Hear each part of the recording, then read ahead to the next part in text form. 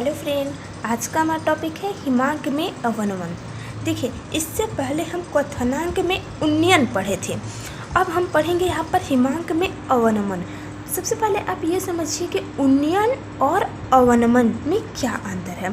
देखिए, उन्नयन का मतलब हुआ अधिक और अवनमन का मतलब क्या हुआ कम। तो ये जो क्वथनांक में उन्नयन और हिमांक में अवनमन है, यह दोनों ही टेम्परेचर पर आधारित है, मतलब ताप पर आधारित है। देखिए, जो क्वथनांक में उन्नयन पढ़े थे उसमें क्या था, उन्नयन आया। उन्नयन मतलब ताप को हम इंक्रीज किए, और हम अब उसी का ठीक अपोजिट करेंगे, मतलब हिमांक में अवनमन। अब इसमें हम क्या करेंगे, ताप को कम करेंगे। ठीक, देखिए हमने परिभाषा क्या लिखा है। आज का हमारा लेक्चर 7 है, जैसा कि आपको पता ही होगा, और इससे पहले हम लेक्चर 6 तक वीडियो कंप्लीट कर चुके हैं। ठीक, वीडियो को कहें या टॉपिक को कहें। ठीक, देखिए हिमांक में अवनमन क्या है। अवनमन का मतलब क्या हुआ, आपको पता चल गया क्या, कि ताप में कमी। अब देखिए हम क्या लिखें, वह ताप जिस ताप पर कोई पदार्थ जो है द्रव से ठोस अवस्था में परिवर्तित हो जाता है, ठीक, उसे ही हम हिमांक कहते हैं। देखिए, द्रव से ठोस में परिवर्तित कब होगा, जब ताप में कमी आएगी। ठीक, जैसे आप एक एग्जांपल ले लीजिए कि जैसे फ्रिज में हम पानी रखते हैं। ठीक, फ्रिज में पानी रखने पर उसमें हम टेम्परेचर को कम कर देते हैं, टेम्परेचर को कम करते जाते हैं जिससे वह जो द्रव रहता है, जो हमारे वाटर रखते हैं हम जब फ्रिज में, तो वो क्या होता है कि एक ऐसी पोजीशन आती है कि जब हम ज़्यादा देर तक अगर हम उसी में रहने देते हैं पानी को, तो क्या होता है कि वह बर्फ में परिवर्तित हो जाता है, मतलब द्रव से ठोस में परिवर्तित हो जाता है। ठीक, अब देखिए वह क्यों परिवर्तित हुआ, क्योंकि ताप में कमी थी। अगर उसी ठोस को, मतलब वो जो बर्फ जम गया है, अगर उसी ठोस को अगर हम बाहर निकाल दें, फ्रिज से बाहर निकाल दें या धूप में रख दें, तो क्या होगा कि वह पिघलने लगता है और फिर से द्रव अवस्था में परिवर्तित हो जाता है। ठीक, वह देखिए द्रव में परिवर्तित क्यों हुआ, क्योंकि उसका जो टेम्परेचर हुआ बाहर के टेम्परेचर के, मतलब वायुमंडल का जो टेम्परेचर है उसके बराबर होने लगा था। ठीक, आई होप आपको इतना समझ में आ रहा होगा। अब देखिए हमने क्या पढ़ा कि हिमांक में अवनमन वह ताप जिस ताप पर कोई पदार्थ द्रव से ठोस अवस्था में परिवर्तित हो जाए, हिमांक कहलाता है। हिमांक का मतलब क्या होना, कि द्रव से ठोस में परिवर्तित होना ही हिमांक कहलाता है। अब देखिए हम पढ़ेंगे हिमांक अवनमन। हिमांक अवनमन क्या होता है। देखिए हिमांक अवनमन क्या है, किसी विलायक क्या होता है, जिसमें मिलता है, जैसे पानी हो गया जिसकी मात्रा अधिक हो, ठीक, विलायक कहते हैं। किसी विलायक में अवाष्पशील विलयन पदार्थ मिलाने पर प्राप्त विलयन का वाष्प दाब शुद्ध विलायक के वाष्प दाब से कम होता है, जिसके कारण हिमांक ताप में कमी आ जाती है। इस प्रकार विलायक और विलयन के हिमांकों का अंतर हिमांक का अवनमन कहलाता है। इसे डेल टी एफ से प्रदर्शित करते हैं। हम यहाँ पर एफ क्यों लिए हैं, क्योंकि यह फ्रीजिंग पॉइंट हम बता रहे हैं ना। ठीक, जैसे हिमांक में अवनमन पढ़ रहे हैं तो मतलब ये डिप्रेशन इन फ्रीजिंग पॉइंट। ठीक, फ्रीजिंग को ही हम एफ से डिनोट कर दिए हैं। ठीक, अब देखिए ये जो परिभाषा हम लिखे, ये कहना क्या चाह रहा है। इसके कहने का मतलब है कि किसी विलायक में अवाष्पशील विलय। ठीक, जैसे विलायक हमारा क्या हो गया, पानी हो गया। ठीक, अब विलय मान लेते उसमें चीनी डाल दिए। ठीक, विलायक में अवाष्पशील विलय पदार्थ मिलाने पर विलयन बन गया। अब विलायक में अगर हम चीनी डाल दें तो विलयन बन गया, और उसका जो वाष्प दाब होगा वह शुद्ध विलायक के वाष्प दाब से कम होता है। देखिए यहाँ तक कहने का मतलब क्या हुआ कि अगर हम केवल पानी को फ्रिज में रखते हैं तो वो मान लीजिए किसी एक टेम्परेचर हम मान लेते हैं कि वह 4 डिग्री सेल्सियस पर जम गया। ठीक, मान लेते हैं 4 डिग्री सेल्सियस पर जम गया, या फिर 0 डिग्री सेल्सियस पर वह जम गया। लेकिन पानी को केवल हम रखे थे फ्रिज में तो 4 डिग्री सेल्सियस पर जम गया।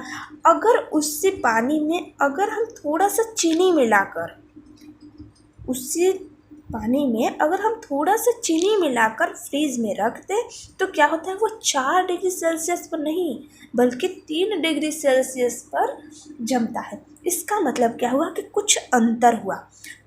देखिए यहाँ पर क्या हुआ कि किसी विलायक में अवाष्पशील विलेय पदार्थ मिलाने पर विलयन का वाष्प दाब जो है, देखिए विलयन का वाष्प दाब शुद्ध विलायक के वाष्प दाब से, शुद्ध विलायक हम क्या लिए थे, पानी लिए थे, उसके वाष्प दाब मतलब शुद्ध विलायक के वाष्प दाब से कम होता है, जिसके कारण हिमांक ताप में कमी आ जाती है। ठीक, इस प्रकार विलायक और विलयन के हिमांक का अंतर, विलायक और विलयन के हिमांक का अंतर हिमांक का अवनमन कहलाता है। देखिए इसे हम एक फार्मूला के माध्यम से देख लेते हैं। देखिए हिमांक में अवनमन कैसे ज्ञात करते हैं। देखिए यहाँ पर हम कुछ शब्द लिए हैं, जैसे del T F. Del T F को हम क्या कहते हैं, हिमांक का अवनमन। तो हम इसे अलग से लिख ले रहे हैं, हिमांक का अवनमन। ठीक, और यहाँ पर आया है डेल टी एफ नॉट, मतलब यहाँ पर नॉट का मतलब क्या हुआ कि शुद्ध विलायक का हिमांक। ठीक, अब देखिए यहाँ पर हम डेल टी एफ केवल लिए हैं, तो यह हो गया हमारा विलयन का हिमांक। ठीक, अब देखिए हमने परिभाषा में आपको क्या लिखवाया था कि हम इसी प्रकार विलायक और विलयन के हिमांकों का अंतर, विलायक और विलयन के हिमांकों का अंतर। तो देखिए हिमांक का अवनमन को हम किससे डिनोट किए थे, डेल टी एफ इक्वल क्या हो जाएगा, विलायक और विलयन के का हिमांकों का अंतर। देखिए अगर हम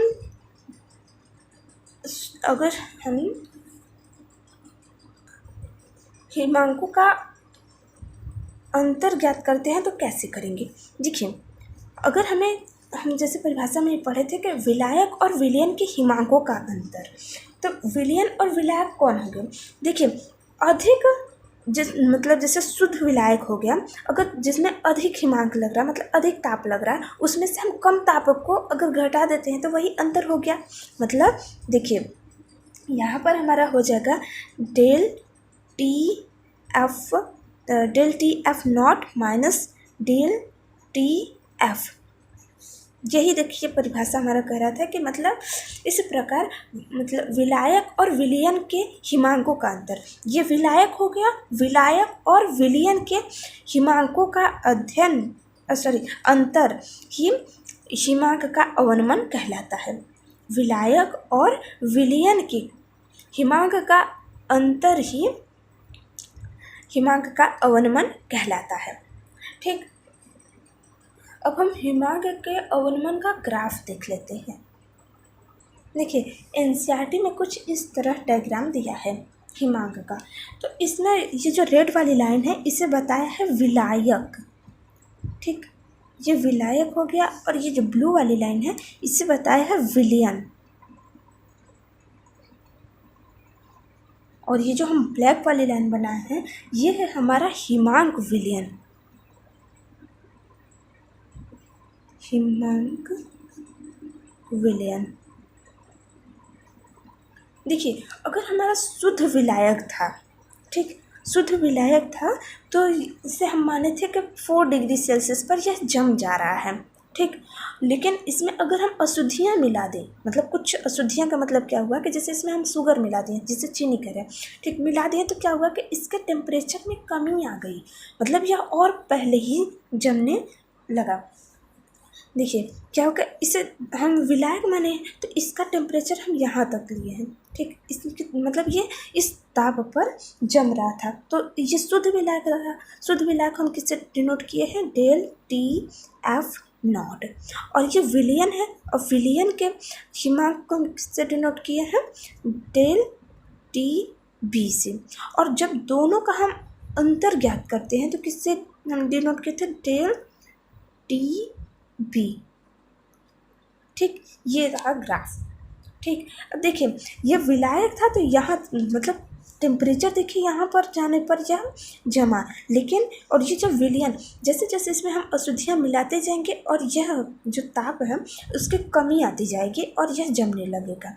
ठीक, देखिए यहाँ पर यह चलना स्टार्ट हो गया। ठीक, अब हम देख लेते हैं हिमांक का नियम क्या है। देखिए हिमांक का नियम क्या है। हिमांक में अवनमन जो है उसकी मोलर सांद्रता के समानुपाती होता है।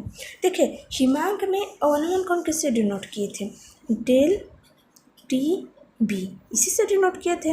और ये जो है डेल टी बी मतलब हिमांक में अवनमन उसके मोलर सांद्रता के समानुपाती मतलब डायरेक्टली प्रोपोर्शनल होता है। तो हम डायरेक्टली प्रोपोर्शनल लगा दें किसके, मोलर को हम किससे डिनोट करते हैं, स्मॉल एम से।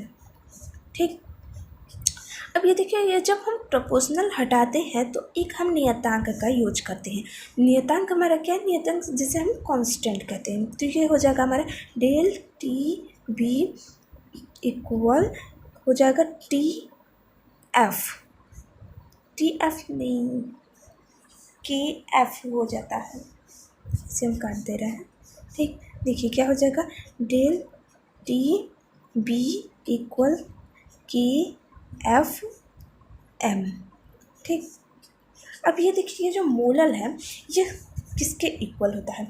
तो आप देखे होंगे हमारे वीडियो तो आपको पता होगा कि मोलल जो होता है W B into 1000 upon M B into W A, इसी के बराबर होता है ये जो मोलल है।